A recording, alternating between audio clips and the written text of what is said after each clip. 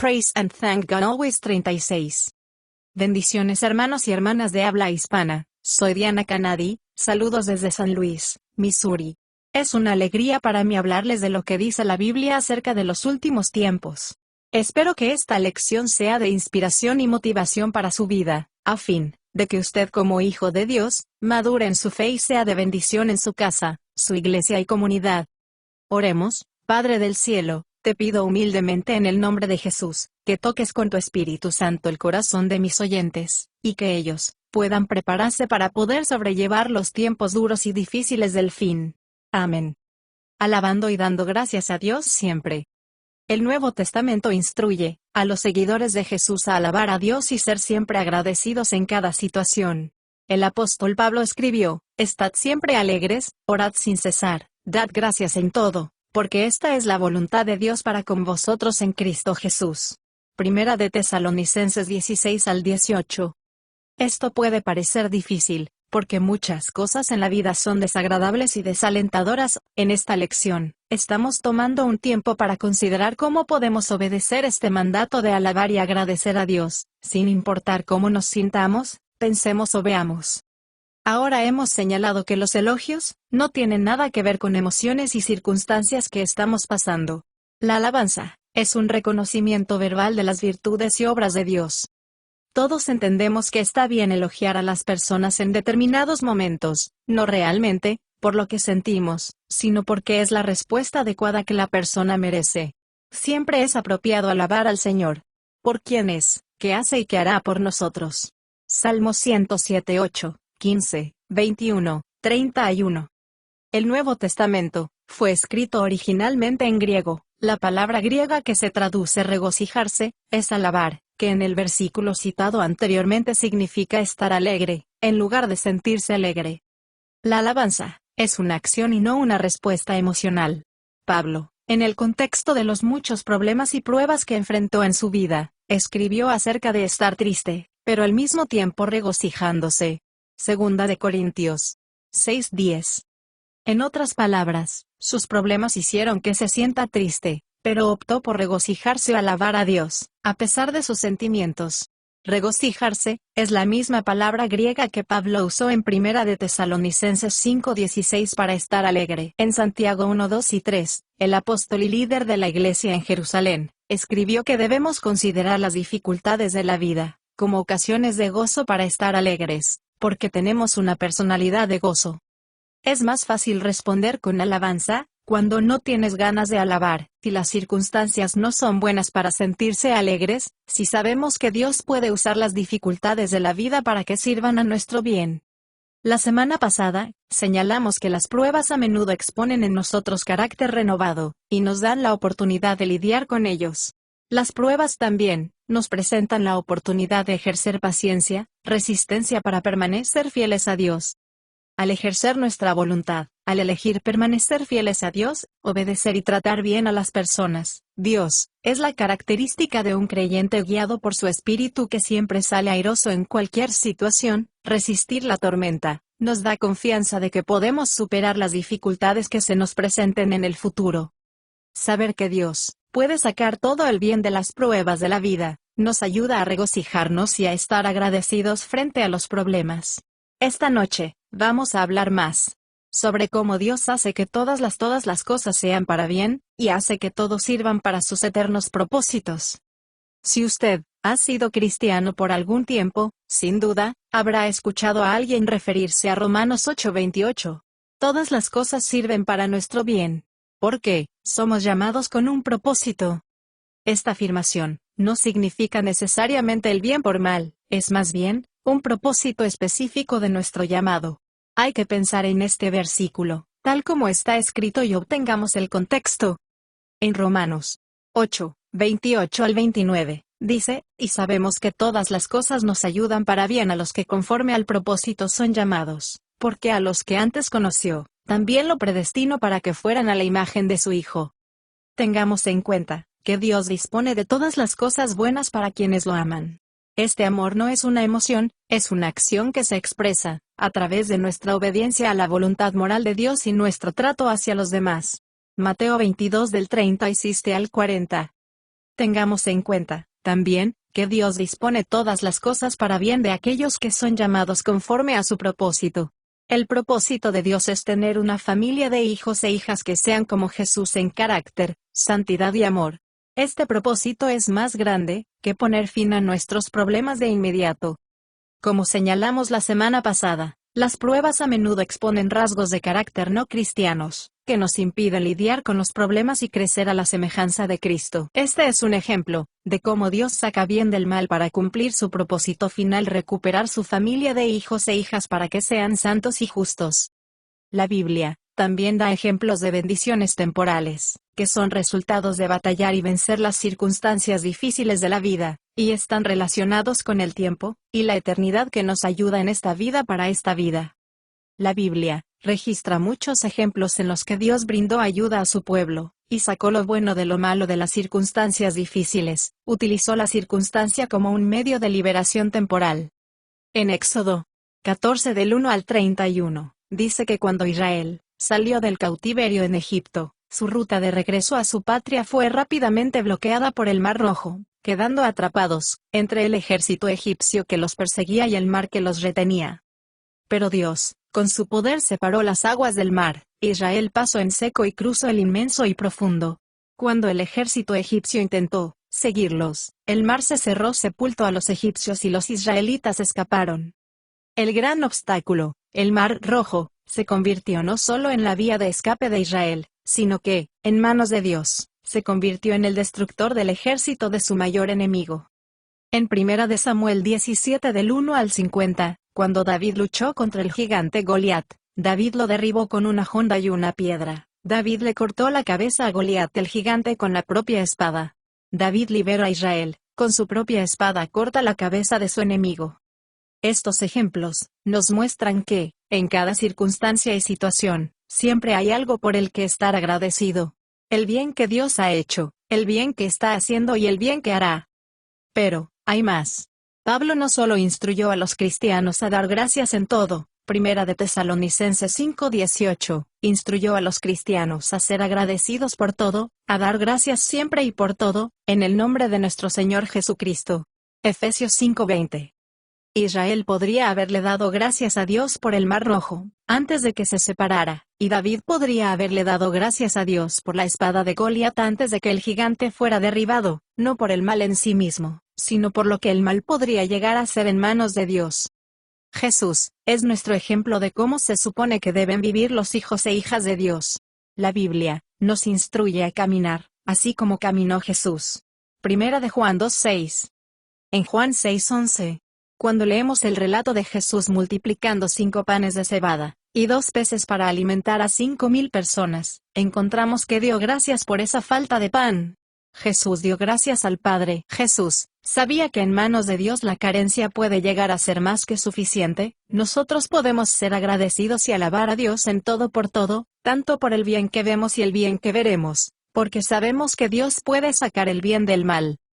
Para responder a las pruebas de la vida con alabanza y acción de gracias, debemos saber que Dios puede sacar y saca bien temporal del mal, ayuda en esta vida para esta vida, responder a los problemas de la vida con alabanza y acción de gracias.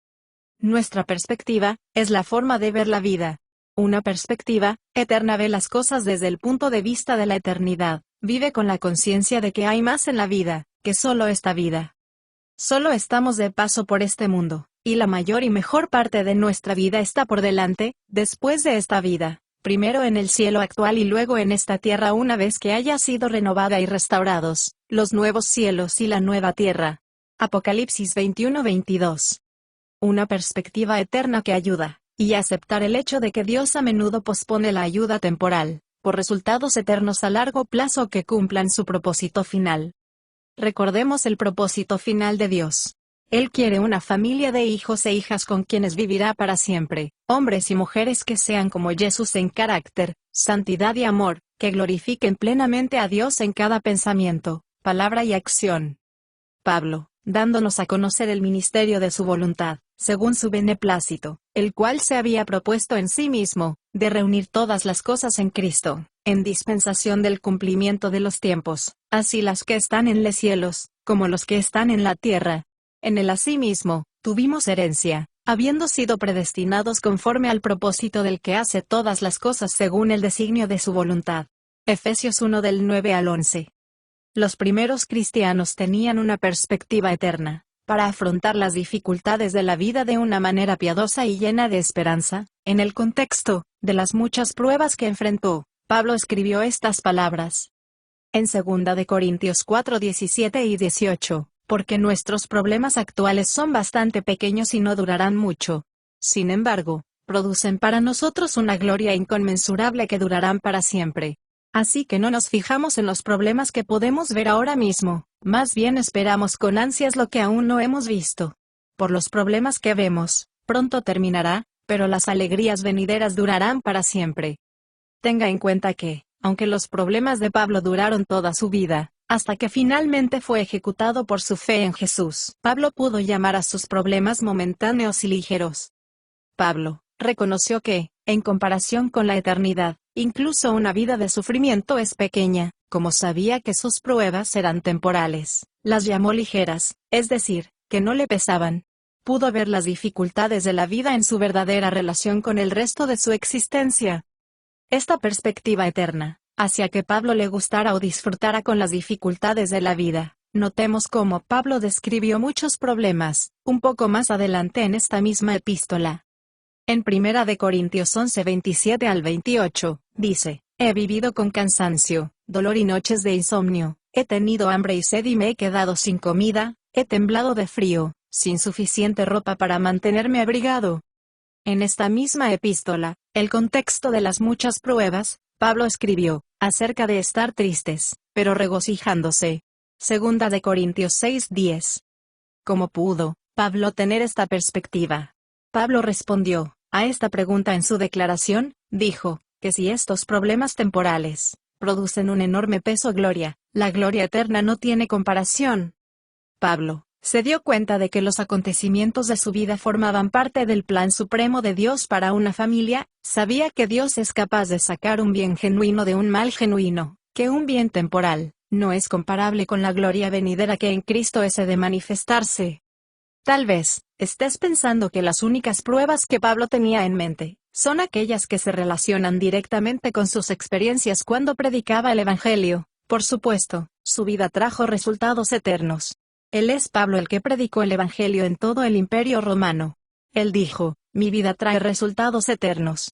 Aunque Pablo se refería a las pruebas que enfrentó mientras predicaba el Evangelio, no fueron las únicas pruebas que experimentó. Habría enfrentado todas las pruebas ordinarias que todos enfrentamos, porque vivió en el mismo mundo caído que nosotros.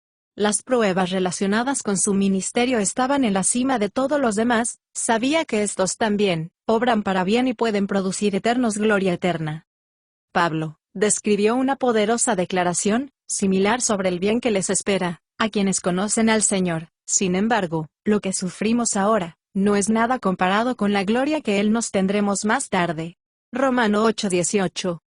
Luego, Pablo describió un largo pasaje sobre lo que sucederá cuando Jesús regrese, y la resurrección de los muertos, y la restauración de la creación material. Romanos 8 del 19 al 25. En ese momento, todos los que estén en el cielo se reunirán con sus cuerpos resucitados de la tumba y hechos inmortales e incorruptibles, para que podamos vivir en la tierra nuevamente, una vez que sea renovada y restaurada.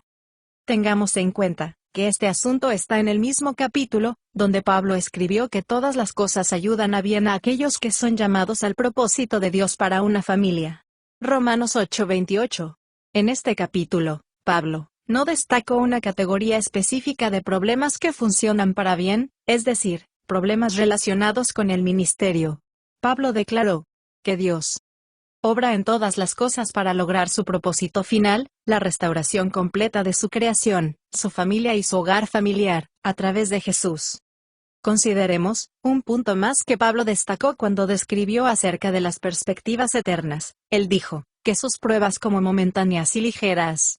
Escribió, así que no nos fijamos en los problemas que podemos ver ahora mismo, más bien esperamos con ansias lo que aún no hemos visto. Porque los problemas que vemos pronto terminarán, pero las alegrías venideras durarán para siempre. 2 de Corintios 4:18. Pablo desarrolló su perspectiva eterna al mirar cosas que no podía ver, o al concentrarse en realidades invisibles. La palabra griega, traducida como mirar, significa apuntar, considerar e implica consideración mental. Hay dos clases de cosas que no podemos ver, las invisibles y las invisibles. Dios, que está con nosotros, está presente en tiempos de angustia. Salmos 46:1, y las que están por venir. El bien temporal que podemos ver, que todavía no vemos en esta vida, es el bien eterno supremo que no veremos en la vida venidera. No negamos lo que vemos, o sentimos en las circunstancias que pasamos, aprendemos a mirar más allá de ello, hacia nuestro futuro y nuestra esperanza, la ayuda y provisión de Dios, algo en esta vida, pero la mayor parte en la vida venidera, lo desarrollamos a la perspectiva correcta de la vida. Aprendemos a ver los problemas en términos de eternidad, en comparación con el bien que nos espera. Todas las pruebas son minúsculas. Vivimos con la conciencia de que Dios está obrando detrás de escena, haciendo que todo sirva a su propósito eterno y para el bien de su familia, mientras Él saca un bien genuino de un mal genuino. La Biblia nos instruye a agradecer y alabar a Dios en todo, por el bien que trae en medio de esta vida, y el bien que traerá de lo malo, algunos en esta vida y otros en la vida venidera. Cuando eres tú quien está experimentando el problema, la idea de alabar y agradecer a Dios en medio de una prueba, que al principio parece contradictoria y repugnante, sin embargo, el momento de hacerlo, es el momento en que más se necesitas hacerlo. No puedes hacerlo sin entender cómo Dios usa las circunstancias de la vida en un mundo caído. La Biblia nos da numerosos ejemplos de personas que se encontraban en circunstancias muy difíciles, pero al final tuvieron la ayuda y provisión de Dios, algunas en esta vida y otras en la vida venidera. Como conocemos el final de su historia, Israel en el Mar Rojo, podemos ver la sensación de alabar y agradecer a Dios antes de que las aguas se separaren, pero es mucho más difícil en nuestra propia situación, porque no podemos ver el resultado final. La alabanza a Dios, antes de ver su ayuda, es una expresión de fe. 2 Corintios 5:7. ¿Alguna vez hemos agradecido y alabado a Dios por la muerte de Jesús en la cruz? Por supuesto que sí. ¿Nos hemos dado cuenta de que hombres malvados inspirados por Satanás crucificaron al inocente Hijo de Dios? Lucas 22:3, Hechos 2:23, 1 Corintios 2 del 7 al 8.